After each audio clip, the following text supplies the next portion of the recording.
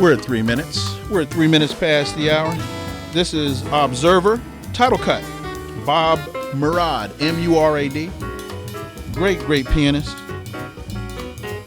And Sun Jump Records 2015 release.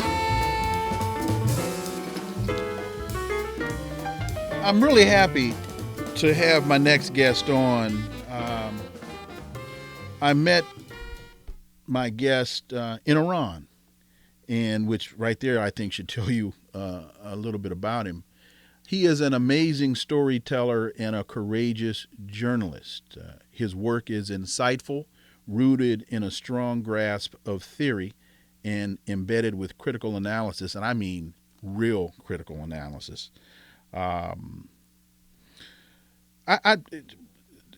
Interesting guy and very unique. I don't know that I can say that I know that I've met someone like him.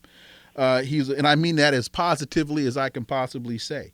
He is a widely acclaimed speaker, writer, journalist, and political analyst. He's traveled extensively in the Middle East and in Latin America. He was involved with Occupy Wall Street from its early planning stages. He has been involved in many struggles for justice, outspoken advocate of international friendship and cooperation, as well as 21st Century Socialism. He joins us to discuss his latest book, City Builders and Vandals in Our Age, Articles and Essays on Socialism. He is, and I'm very proud to say, a friend, Caleb Maupin. Caleb, welcome to Inside the Issues. Well, I'm very glad to be here, and yes, thank you very much. So let's start with articles and essays on socialism. With the rise of Senator Bernie Sanders and this whole discussion about democratic socialism, and you are an advocate of 21st century socialism, can you give us kind of a working definition of what this means? And is this an ideology that we should be concerned about? Are we going to be taken over by communists? And because that we should be concerned about being taken over by communists. So help me out here. Well, the Bernie Sanders movement is really powerful and amazing. You have millions of young Americans who are chanting in big crowds, "Not me, us," and saying that this mindset that we have in the country, that it should simply be about individualism, simply be about individual gain. Who cares if our roads are crumbling? Who cares if the country overall is getting poorer? Who cares if water is not being properly purified? Just look out for number one. Just allow people to make lots of profits at the expense of society. They're rejecting that, and they're saying, "Not me, us," and that we need to have a collective vision. And that, that the great moments in our history, moments like when we defeated the Nazis during the Second World War, moments like when slavery was defeated by a broad coalition led by Abraham Lincoln, were moments where the country was coming together and there was a united vision and joint effort. And so when Bernie Sanders does that, that's a very beautiful thing. Now, he does it essentially centered around calls to expand a social welfare state, give people free college, give people free education, give people health care. That's not the essence of what socialism really is.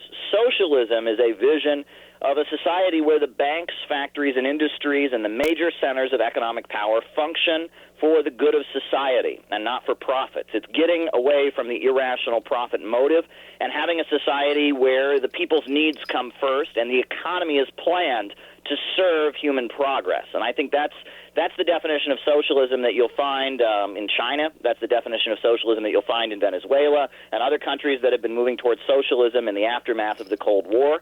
And that's a little bit different than the democratic socialism of Bernie Sanders. That doesn't mean that the democratic socialist movement of Bernie Sanders isn't good. I certainly think it's phenomenal. Getting rid of the irrational profit motive, many would interpret that as getting rid of profit. So is it a matter of, instead of making 33% profit, maybe you can get away with making 27% profit? Can you elaborate on when you say the irrational profit motive, what you mean by that? Well, it's Well, pretty simple. in fact, wait a minute. In fact, have, let me add, Sure. let me add in. Sorry for interrupting you. Let me add into that. This also, there's a shift now in the minds of many business owners, a shift towards demonstrating quarterly investor value, even beyond profit now, which is leading to this whole movement of doing more with less, cutting back on employees, stifling salaries, and all that kind of stuff. Sure. I think the essence of the problem is this. Under the system that we currently have, we don't have housing, so people have a place to live. We have housing. Housing is produced and constructed and sold so that landlords and bankers and others can make profits from creating it. We don't have food so that people can eat it. We have food so agribusiness corporations and big box stores can make money. We have production being carried out not for social use and for social good, but rather for profits. And that leads to a situation where you can have, all kinds of homeless people and all kinds of empty housing units, which is something that we have in New York City. That leads to a situation where you can have people actually being hungry because too much food is being produced, right? If you look at the financial crisis of 2008, right, the housing bubble burst. And what happened was essentially Americans' ability to spend and purchase homes had decreased, and Alan Greenspan and others in the Federal Reserve and had deregulated and kept, finding ways to keep lending Americans money so they could keep buying homes. But at the end of the day, the spending power just wasn't there. The housing bubble burst, and Americans, just couldn't purchase the homes. You had all kinds of foreclosed homes all across the United States. But the essence of what was happening was people were losing their homes because there were too many houses. Right? That was the essence of what was taking place. There was too much housing, and people couldn't keep spending to keep up with the rate that housing was being constructed, and as a result, people were homeless because there was too much housing.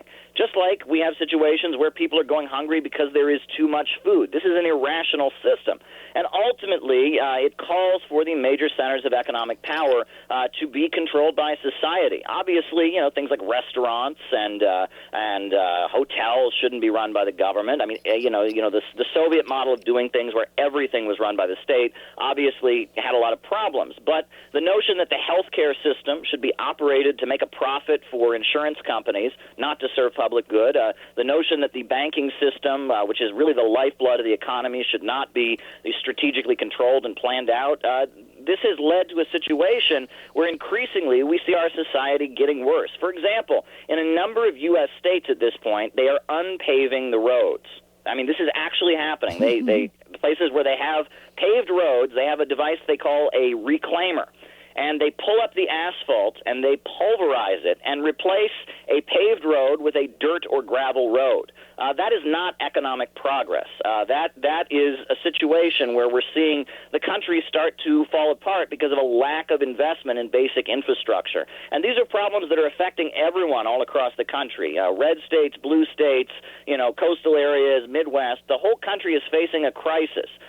We essentially, a lot of people think that socialists are opposed to people that are rich. They don't like people that are wealthy. Well, that's false, right? The problem with the rich isn't that they're rich. The problem is that they got rich. Largely, a lot of the rich people in the United States got rich by making other people poor. We have a military-industrial complex where wars and the destruction of countries around the world is a way to make a lot of money. We have a prison industrial complex where people's lives being destroyed, people being incarcerated, locked up, facing horrendous conditions is a way for a lot of bankers to make a lot of money. Folks like GEO Group, for example, Wells Fargo. And that we have a situation where wealth is being acquired not through creating and advancing human civilization, but through the opposite. We have a trend of what you could call accumulation through destruction. The reason my book is called City Builders and Vandals is because throughout human history, if you look at us as a species, the struggle to advance, the struggle to engage in human progress is just an essential part of who we are, right? And think about your own life. Think about the time in your life when you were the most happy. Now, if you ask most people in their life, when were you the most happy, they'll tell you that they were most happy. They'll think of a time in their life where life was getting better for them, life was getting better for their kids, they felt like they were advancing, they felt like they were accomplishing things. That is just an essential part of who we are. But if you look at people that are depressed, those are folks that don't really have confidence that when they wake up the next day, tomorrow will be better. They don't have confidence that they're moving ahead in the world. We, as a species, strive to advance. We are creative creatures. But yet, within our ability to create civilizations, and no species has done what human beings have done. I mean, in just roughly tens of thousands of years, we've gone from, caves in the woods to iPhones and space travel. No species has done what human beings are capable of doing. This is really the magic of who we are, what separates us from animals. But we still have a destructive side in us, and throughout human history you can see that playing out. And in my book, I argue that the global financial system that exists today, centered around Wall Street and London, is an expression of this Vandal mindset. It is acquiring wealth through destruction. However, what's happening in Eurasia right now, with China's One Belt, One Road initiative, with the Eurasian Economic Union out of Russia, is we're seeing an alternative model in global trade, 21st century socialism, as a real alternative to this destructive accumulation through plunder and poverty. Before we go to this break, there are a number of things that came to mind as you were speaking, but two things I wanted just to point out. One, you were talking about the crash, the housing bubble, and that there was too much housing. And that reminded me just of how, for example, Harlem was created. As the New York subway system was expanding, housing speculators built uptown. And what they realized was they had built more housing, more apartment availability than they had people to fill them. And so what they did was they went out to what at that point in time were farms, and they brought black people into the cities to fill up those apartments. And when you were talking about too much housing, that's just what came to mind. And the other thing is, as you talked about people being happy and people seeing better futures for themselves, this is the first generation. We're coming up now on the first generation of children that will not have a better standard of living than their parents. And that is a frightening, frightening, frightening reality. Sure, and I think we're seeing it play out with the next generation. With the rise of opioids, with the increasing suicide rate, younger people, when they look at the fact that they'll never have the standard of living that their parents had, that overall wages and living conditions are going down across the United States. Trump says it's an economic miracle right now, but I think that's not the reality for most working people in the United States, especially from the younger generation that's coming up, be they millennials or Generation Z. When that situation plays out, I think a lot of young people are deeply worried and deeply frustrated, and I think we can see that right now. The other point, though, about housing is that this situation of real estate speculation is a great example of what I'm talking about, right? That the reason that there are so many empty housing units in New York City, empty apartments, right, is because we have a situation where a lot of landlords don't acquire their wealth through renters. They are acquiring their wealth through real estate speculation. They buy a property, they wait for the value of it to increase, they sell it, they flip it. It's almost like Wall Street. It's a big casino where you're betting, right? And this is Trump's whole background. This is Trump's career here. But you have landlords making profits without actually providing the service of giving people housing. And that increasingly parallels so many situations in our economy where those who acquire their wealth don't acquire their wealth by providing services to people, by creating jobs, but by the opposite. City Builders and Vandals in Our Age, Articles and Essays on Socialism by Caleb Maupin. When we come back, Caleb, we're going to get into how the book is organized and why you organized it in the way that you did, and we'll get into some of the specific essays and chapters. Ladies and gentlemen, Dr. Wilmer Leon here. We're at 18 past the hour, and this is Observer, title cut from a 2015 Bob Murad, M-U-R-A-D, release off of Sun Jump Records. Great CD. Do yourselves a favor, folks. Keep it locked right here, SiriusXM 126.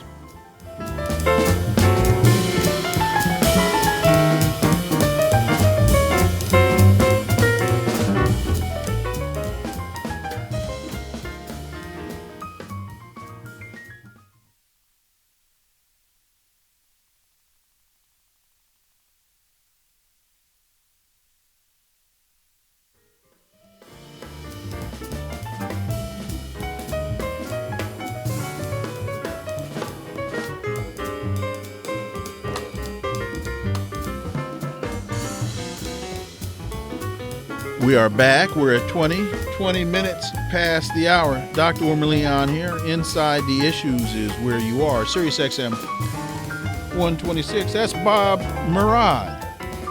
Observer. Title cut. 2015 release. Sun Jump Records. Great CD.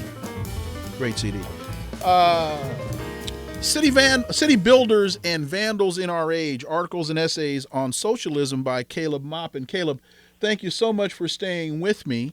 And so explain to the audience, because you cover quite a wide swath of history, as well as I'll let you explain it. Explain how your book is organized. Well, there's an introductory essay that I wrote, and it basically lays out the thesis of the book, the premise of the book, this concept of two trends within human history, the city builders and the Vandals, right? And two types of civilizations that have emerged, whereas, you have civilizations that emerged, say, in Africa, you had Timbuktu and Carthage and Egypt. Those were civilizations that were based on advancing scientific progress, advancing living conditions. And then you also have civilizations that emerged like the Roman Empire, which was about plunder and holding back progress and territories around the world. The British Empire that emerged, much later, and all the way up to our modern international financial capitalist system. And I wrote that essay to try and explain things and to kind of update, because I feel like a lot of people that go around talking about socialism are kind of stuck in a Cold War mindset. They're seeing things as if it's still the 1960s or 70s, and the world has changed quite a bit since then. Socialism has changed, as has capitalism. And that's the opening bit. And then from there, I organized the rest of the book by topic. I have the first section being on the most peculiar presidency of Donald Trump and what is really going on behind the White House. How can you understand, how did Trump get elected? Who does he represent? What does he stand for? What are the divisions among the rich and powerful in this time? That's the first section. From there, I go into capitalism in crisis, and I talk about some of the specific manifestations of what's going on. I talk about the negotiations with North Korea. I talk about the Scottish independence movement and the efforts of Scotland to break free from the United Kingdom and what seems to be motivating that economically. From there, I talk about the Middle Eastern theater and what's going on with the Iran negotiations and the role of the Obama presidency in the Middle East versus the role of the Trump White House and what has changed, and how Saudi Arabia is shifting its role internationally and going from essentially being the oil supplier of the world to basically trying to make up its lost strength due to hydraulic fracking by positioning itself as a military ally of the Western bankers in the Middle East. From there, I talk about the alternative. I talk about the rise of Xi Jinping in China, Russia's economic reorientation in the last decade or so, what's gone on with Cuba and with Venezuela. And then in the final section, I talk about the broken ideological compass and how essentially nowadays what is left and what is right. It's a very confusing thing to be clear on, right? The political left in the United States is deeply confused about what it stands for, and the political right wing in the United States is also deeply confused about what it stands for. I think the rise of Donald Trump and also the rise of this Canadian self-help guru, Jordan Peterson, who is very popular in conservative circles, points to the fact that the American right wing doesn't quite know what it stands for. But in the same sense, the American left is deeply confused also. And I have essays about Russiagate and the rise of what I call the left Birchers, or the John Birch Society anti-Russian McCarthyist mentality asserting itself. And I talk about the American mindset, and I talk about, for example, the ancient pagan deity of Odin. Odin was worshipped by the ancient Norsemen and Germans, and in the American culture and this kind of free market belief system that we have here, you can see incarnations of those Odinist concepts. The god Odin of ancient Europe was a god of grit and valor. The ancient Norsemen used to cut themselves open as they were dying in their beds in the hopes that when they reached Valhalla or heaven, that the god Odin would think that they had died in battle and would then allow them to enter heaven. And that you can see, almost an Odinist influence on American culture. And the final essay is about computers, capitalism, and the crisis of civilization. And I talk about the fact that automation and the elimination of jobs by technology is a real problem hanging over civilization right now. And it really points toward the problems of profit-based economic systems. And it really points toward the need for society to take control of the major centers of economic power and for us to move toward a more rationally planned economy, 21st century socialism, if you will. City Builders and Vandals in Our Age, articles and essays on socialism by Caleb Maupin. It's a fantastic, fantastic book. In your introduction, you close with this: the essence of the ongoing battle that has raged between civilizations and cultures, within civilizations and cultures, and even within individuals themselves, has boiled down to this question: will human beings utilize their gift of rationalism and creativity to progress toward greater achievements and a better world? Or will they reject the distinct essence of humanness and descend toward the conditions of less intelligent species? That on one level is quite obvious, but on another level, I think it is incredibly profound. Why do you see this being the crux of the issue?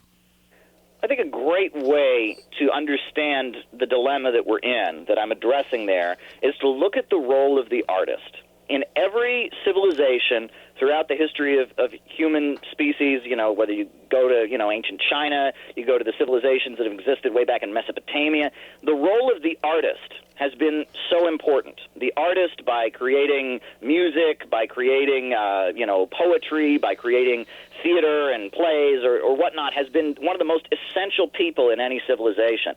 And it was always understood that the artist had a responsibility with their art, that the artist should be making the audience better with the art, making the audience more educated, making the audience reflect on their behavior and reflect on the society and learn something and become better people, that art was a way to make human beings better. That was the purpose of the artist.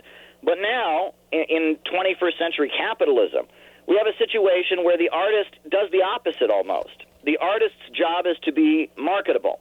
And you see the artist, lowering their art and their quality to the lowest common denominator. Why? Because it's about maximizing profits. So you see, I talk about, when you look at cinema today, I've noticed that it seems like grotesque themes have replaced everything, right? Instead of coming up with a clever joke to make us laugh, they come up with something that's very gross and gross us out. Instead of coming up with a very scary horror story that's very intriguing and full of suspense, they give us a lot of blood and gore and they gross us out and we're disgusted. Instead of coming up with a very exciting action movie full of, that has you on the edge of your seat wondering what's happening next, they give you a lot of blood and gore and they gross you out, right? It's cheap. They're not taking risks. They're trying to make profits for those who own the big theater companies, the big record labels. You go down the line, and that the role of the artist has become distorted, where the artist is no longer making society better with their art, but almost reinforcing the primitive and crass elements of all of us in the hopes of maximizing profits. And it's a big, big problem. The artist is essential in any civilization. To your point, a lot of the films that are being shoved down our throats, to your point, are not advancing us or advancing an idea and that you can define that idea any way you want to. They are in most instances appealing to the least common denominator. Indeed, and that's because they want to maximize the potential audience. That in order to make breakthroughs in art, you really have to take risks. You have to do things that haven't been done before. And the problem with that is there's a chance it may not work, right? That your investor is not going to be guaranteed a return, right? And so that's why we see Hollywood make the same movie over and over and over again. And in one of my essays, interestingly, I talk about, will China save us from Hollywood? And I talk about the critique of Hollywood that is rising in China. At one point, one of the richest men in China was talking about buying a Hollywood studio, one of the big 7 Hollywood studios. Now, he was blocked from doing that by the courts. It didn't end up happening. But as that took place, we saw in China there is a very strong criticism of Hollywood movies, and it's so much so that President Xi Jinping of China actually gave a speech about the importance of filmmakers in China, and they are building an entity called the Oriental Film Expo. This entity in China is being built, and they're trying to counter the influence of Hollywood around the world. This doesn't get a lot of play in American media. You wouldn't know this is happening, but China feels that Hollywood's values are not consistent with their values, and they've done, they've had broad discussions of it over there, and I think that points to this overall reality that art is very essential, and that, in the book I talk a lot about a lot of different themes, but the essence is that we as human beings, we have two sides to us, and that part of us seeks to advance and to construct and to get beyond and build a better life, but we also have this destructive side, this side that seeks to exist through plunder, this side that sees other civilizations as rivals and wanting to beat them down. This is a problem. And when they talk about win-win cooperation, right, where you can have an economic model in global trade where countries trade with each other not in terms of win-lose, but in terms of win-win, where both countries become wealthy by trading with each other, that kind of model could really, really change things. Right now, if you look at the crisis on the border, for example, we have refugees pouring into the United States, and where are they coming from? They're coming from Guatemala, they're coming from Honduras, they're coming from countries that have been destroyed by free trade policies, by direct efforts by the United States to arm terrorist and extremist groups like the Contras, and we're seeing just a mess. Whereas we've seen countries like Nicaragua in Central America, not any refugees coming to the United States from Nicaragua. And the reason for that is because in Nicaragua, they have started to move toward 21st century socialism. You have a government in Nicaragua. It's the Sandinistas. Their slogan, their official slogan is Christianity, Socialism, and Solidarity. They've been working with China, and they are at this point talking of building a canal that would counter the Panama Canal. Would be an alternative to the Panama Canal in Central America, and they have done a huge amount. And what I thought was particularly interesting was that the World Happiness Index, which is a UN entity that studies human happiness, said that in 2018, of all the countries in the world, the highest rate of increase in happiness was in Nicaragua. It was in Nicaragua where we see new economic opportunities. And one of the things that the government of Nicaragua has done is, even though it is a socialist government and the major centers of economic power are being controlled by the state, one of the main projects they have is enabling citizens to become micro-entrepreneurs. And they are lending money to average Nicaraguans to start their own businesses. And that has been one of the key things in seeing economic advancement, raising people out of poverty. Their GDP has increased very significantly over the last decade. Their poverty rate has gone down very drastically, and it has been through seizing control of their economy and organizing it in the interest of society overall. It's very fascinating. As we go into this break, you were talking about artists and talking about film, and that made me think about Jordan Peele and his hit film Get Out. And when you listen to interviews with Jordan Peele, what you find out, people know him as this comic and a really funny guy. But when you listen to his interviews, he is a student of film. And he understands Hitchcock. He understands Rod Serling. He understands suspense. So a lot of folks saw the film Get Out, and it was this, it's this incredibly a different film. And no, it's really a throwback to what film really used to be and what good movies used to do. So that just came to mind. Ladies and gentlemen, City Builders and Vandals in Our Age, Articles and Essays on Socialism by Caleb Maupin is the book. Caleb, when we come back, I want to talk with you about the part 1, page 114, the peculiar presidency. A lot of folks don't really understand the internal struggles that are going on relative to the ruling class, not only in this country, but in the world, and the role that the Trump administration is playing in that whole friction. And we've got callers. So Peter in Michigan, David in New York, Sharon in Pennsylvania. Stay with me, please. We'll pick you all up on the other side. This, of course, is Observer. Title cut. Bob Murad is the pianist and lead on the date. 2015 Sun Jump Records. Keep it locked right here, SiriusXM 126.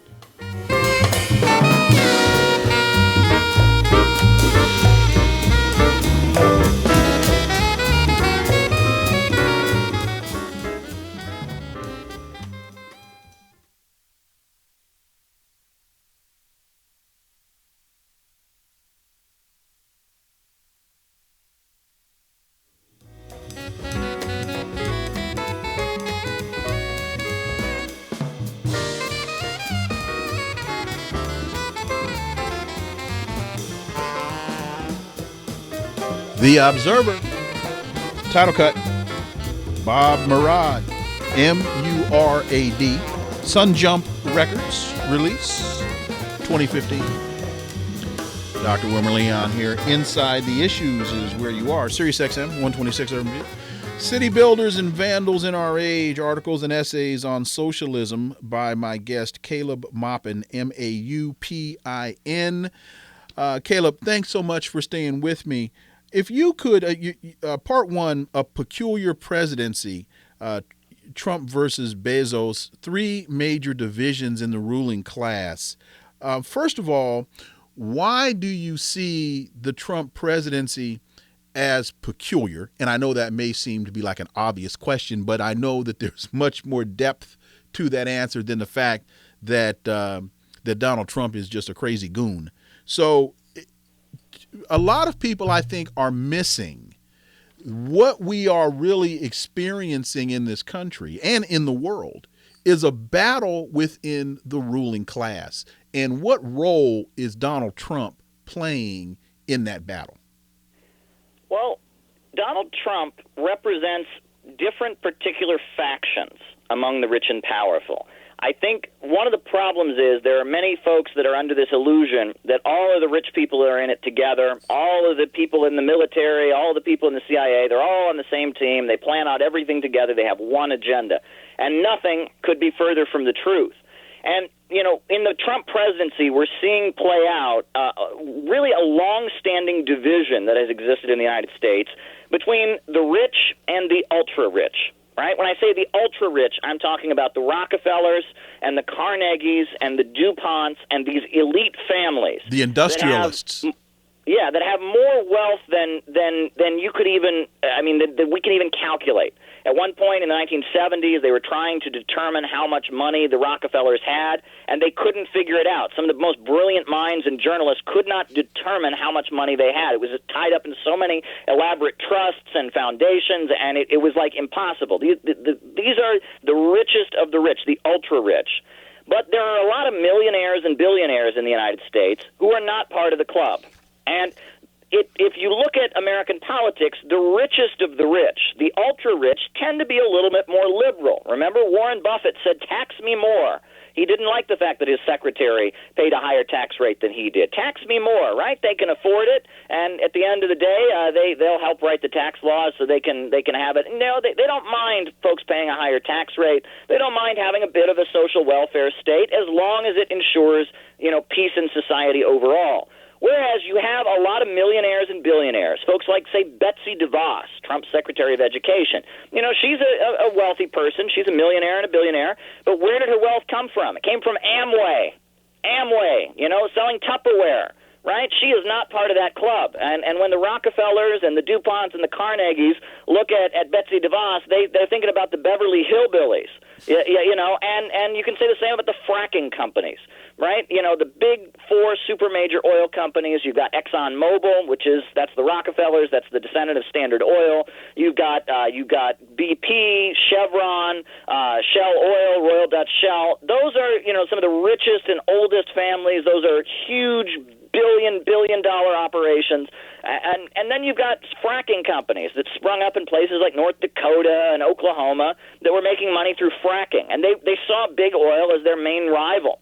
And this division between what you could call the ultra rich, the entrenched, wealthy circles of power that really kind of run things in the United States and have a more or less liberal, more of a Hillary Clinton view of the world, versus, you know, these lower levels of capital, these folks who own hotel chains, these folks who own little fracking companies, and those folks that are millionaires and billionaires and feel like they've been locked out of the club.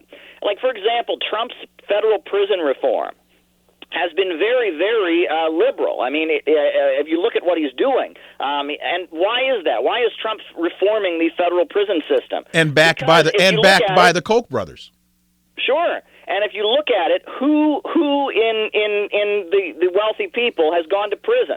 All the lower level, you know, Wall Street guys who do time for insider trading or get caught with some kind of financial crime, all of them are Trump supporters, right? The ones that are wealthy enough to buy their way out of it, the ones who write the laws, are not the ones who go to jail. And Trump, in a lot of ways, represents, you know, the lower levels of the rich fighting against the ultra-rich. And there's another division that is very key to also understanding the Trump presidency, and that is the long-standing division between the intelligence agencies and the Pentagon, right?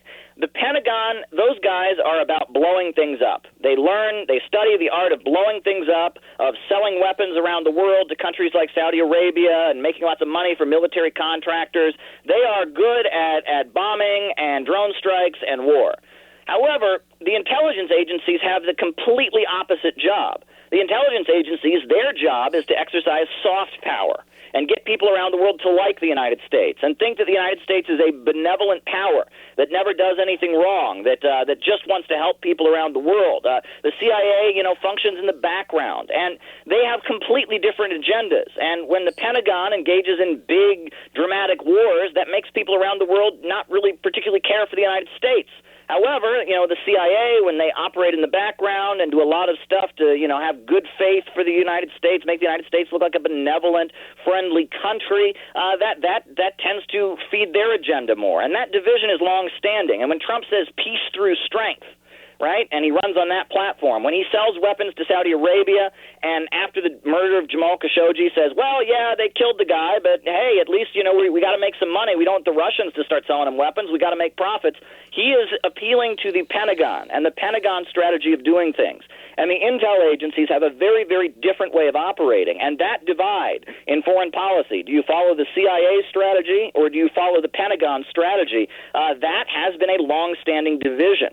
Many people look at the presidency of John F. Kennedy. Kennedy, you know, he said those who make peaceful revolution impossible make violent revolution inevitable. And his administration very much was trying to go around the world and help countries get out of poverty, liberalize things, make people a little, you know, in the developing world like the United States more. The idea being people wouldn't join communist revolutions if they thought the United States was a kind, gentle country.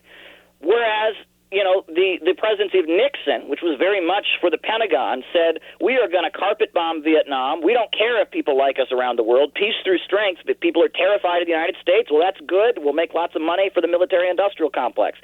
Two very, very distinct strategies for operating U.S. foreign policy. And I think that we're seeing that play out. Trump seems to have aligned himself with the Pentagon against the intel agencies. Trump seems to have aligned himself with the lower levels of the rich against the ultra-rich, and this is an ongoing division, and that they're not all friends after 6 anymore. Ronald Reagan used to say, we're all friends after 6. You know, Democrats, Republicans, hey, we're all friends after 6. We all go drinking together.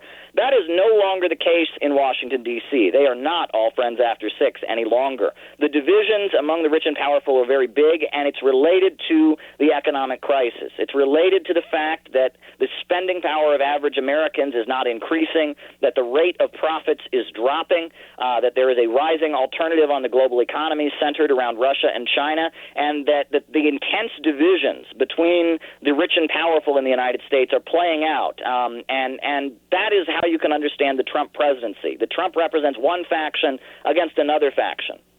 Folks, where do you get analysis like that other than here? Me don't know.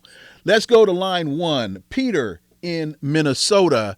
You've been very, very patient. I greatly appreciate it. You're going inside the issues with Wilmer Leon and Caleb Maupin. Go ahead, Peter in Minnesota on 1.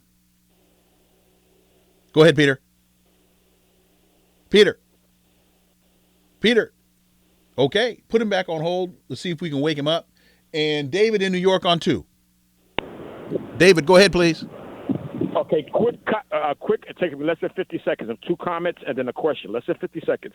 I agree with his, and I love his perspective, what he's saying. I think 2 points, and there's a lot of points in history that have influenced what he's saying and backs it up. The first one is the Roman war against Carthage, or the Hannibal.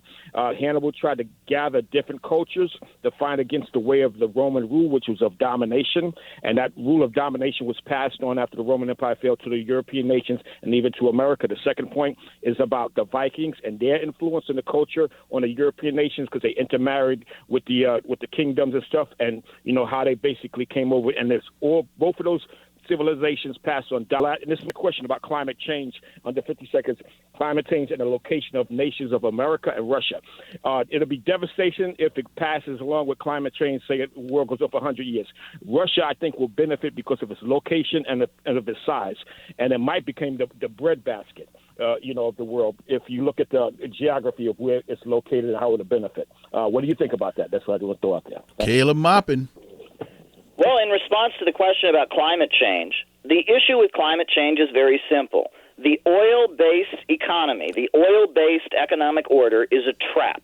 And the only reason that we don't have electric cars all over the world the way we should, the only reason we haven't gotten out of fossil fuels is because the fossil fuel markets are cornered by Wall Street and London, right? HSBC Bank, it's called the Hong Kong Shanghai Banking Corporation, but it's actually based in Britain. It is a British bank, and it's very closely tied in with BP. ExxonMobil, that's Chase Bank, and we have a global financial order that essentially centers around oil bankers. And Wall Street and London rule the world because they basically control the oil markets. Saudi Arabia, Kuwait, all the countries that are major oil producers, with some major exceptions, they all tend to be under the domination of these 4 super major oil companies based in the West. And that system, if the world breaks out of the oil-based fossil fuel economy, at that point, Wall Street and London wouldn't rule the global financial system. And that seems to be the essence of the problem. And the answer to climate change is science. It's scientific progress. I mean, we need new breakthroughs. We need fusion energy. We need new fuel sources that are fuel efficient and aren't going to contribute to the ecological crisis that is hanging over our heads.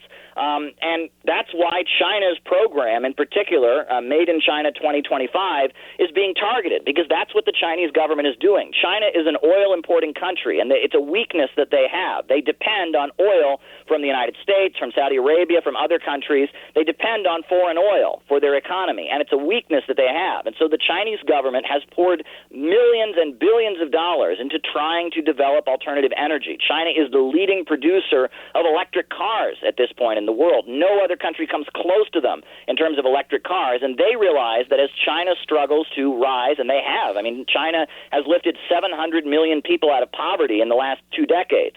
I mean, what they've achieved is so massive. But if they're going to continue to rise, they can't continue to be, under the oil-based economic order. So we need to get out of fossil fuels, but Wall Street and London are determined to keep the world on fossil fuels, and that is the center of the climate change debate. And one thing that disturbs me a lot is that a lot of folks who are very upset about climate change, instead of saying that the answer is science and more human scientific progress, they say the opposite. They'll say things like, well, people just have too good of a life.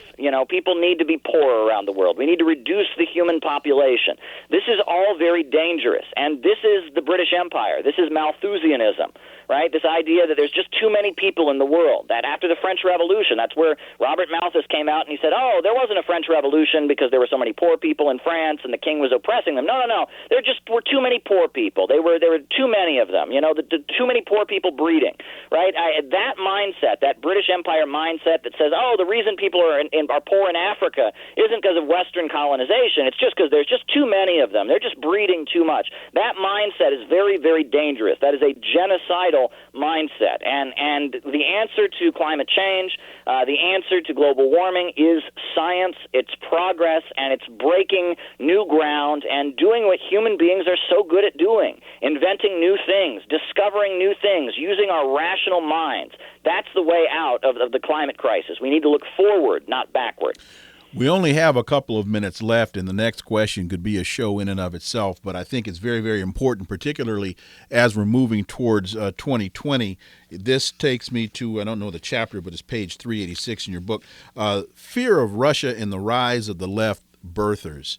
We're going to see, I think, as Bob Mueller comes back to Congress, we've got a report that's about to be released on the FBI and the Inspector General, I think, in the FBI is about to release his report on the whole creation of this Russia story. And I got to say, and I think you'll agree, this Russiagate conversation is really a bunch of BS. So quickly give us what's behind this whole Russia thing. Well, the fall of the Soviet Union in the early 1990s was an economic disaster for Russia. I mean, millions of people were cast into poverty, lost their life savings. I go into great detail documenting this in the book. I mean, it was just, factories closed their doors, the farming system shut down. In the 1990s, Russia was wrecked. And the way that Russia has restored its economy is by seizing control of its oil and natural gas. The Putin administration came in, and they actually, Putin wrote a college thesis, a PhD dissertation on the way to fix Russia's economy being, asserting public control over oil and gas. And they call them national champions. They have two huge state-controlled oil and natural gas companies in Russia, Gazprom and Rosneft. And that's essentially how they've rescued the economy. And so Russia has gone, in the 1990s, it was wrecked, it was a deeply poor country, it was just having a catastrophe. It's gone to, once again, being a strong country economically. And it's competing, I mentioned those oil bankers before, those oil bankers sell oil and natural gas. And Russia, at this point, sells oil and natural gas. And every ounce of oil that Russia sells is an ounce of oil that somebody didn't buy from Wall Street and didn't buy from London. Same for the natural gas, right? And if you look at what's happening in Europe,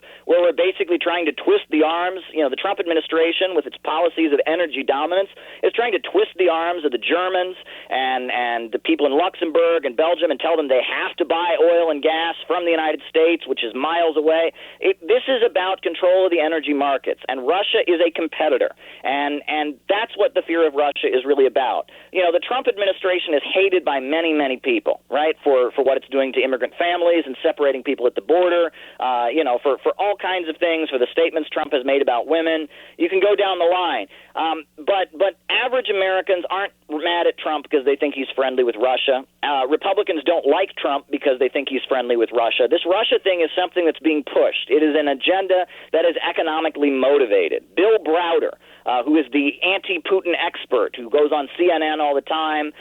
Furthermore, if you dig further into his past, he himself was in Russia working with BP at HSBC Bank, and he was working in Russia in the 1990s to loot the place economically, and he was kicked out of the country. And he's tied in with these big oil companies that don't like the fact that Russia is a competitor at this point. And this is an economic agenda being pushed by the ultra-rich, the richest of the rich, who don't like seeing Russia emerge on the international markets as a strong country that can compete with them. It's not about progressive values. It's not about gay rights.